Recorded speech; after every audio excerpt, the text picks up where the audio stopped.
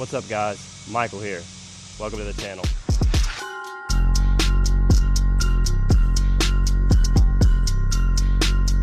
Today we're going to be discussing the dreaded Coyote tick. I have a 2021 Mustang GT, and in the last 2,000 miles I have noticed a very concerning sound. And so I'm going to kind of lay out the timeline here of everything that's went on. I've taken it to Ford, just got it back, so stick with me to see what happens. So as I was saying, in the last 2,000 miles, I did an oil change about 2,000 miles ago, and I switched to a 5W30. I'd actually been running 5W20, which from what I understand is Ford changed to a 5W30 in the newer generations. I think it's 2018 up. Don't quote me on that, I'm not exactly sure. But so I changed to 5W30, and about maybe 1,500 to 2,000 miles into this oil change, I noticed a tick coming from the top of the engine. Sounds like a valve, it sounds like a lifter tick, really, in my opinion, like an old LS engine or a Hemi. Sounds like. When I first noticed this, I honestly thought the engine was toast. I mean, typically you hear these kind of sounds. It's never a good thing. I still don't think it is. But I'm actually going to attach a couple videos so you guys can hear the sound that I'm hearing. Hopefully you guys can hear it. I will attach a video of it on startup, on the warm-up, before the oil reaches operating temperature, and then I will post one after it does. This is a cold start. After maybe 5 minutes of idling, we still aren't to operating temperatures yet. It seems to be, to me, like the sound goes away completely.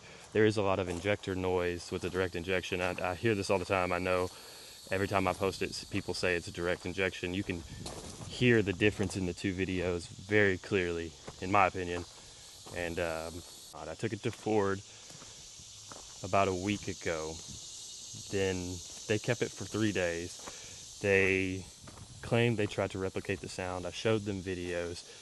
The videos, I'm standing in their face and they seem to not hear the sound. Their official diagnosis was that this was typical of 5.0 liter Coyote V8s, that they have these ticking sounds.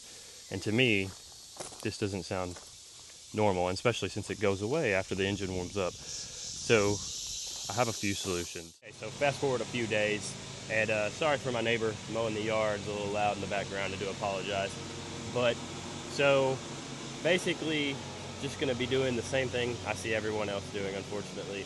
We're going to swap back to our old oil, which was back to a 5W20, and we're going to run 2 bottles, because that's what they recommend, 2 bottles of Ceratec by Liquid Moly, and we're going to see what the results are. I've seen mixed reviews. I've heard people say this is a great product, and I've heard people say also that it's not worth it.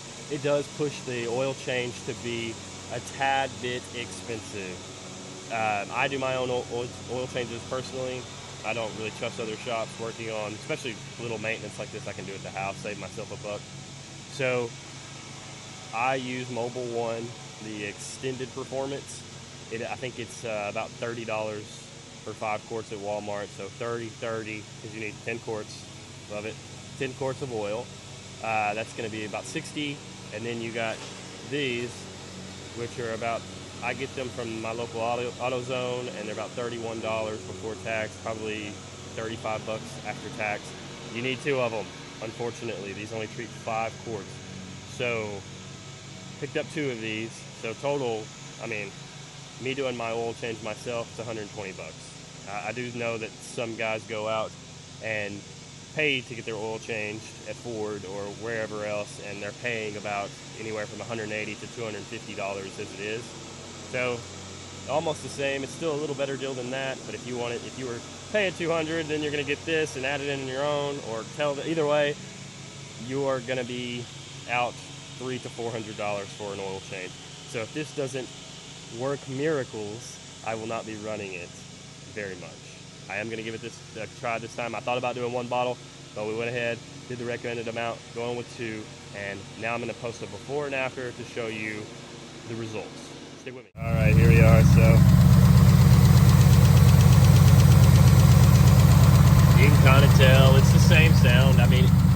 have a bit of a different tone. I feel like I'm probably wrong, but yeah.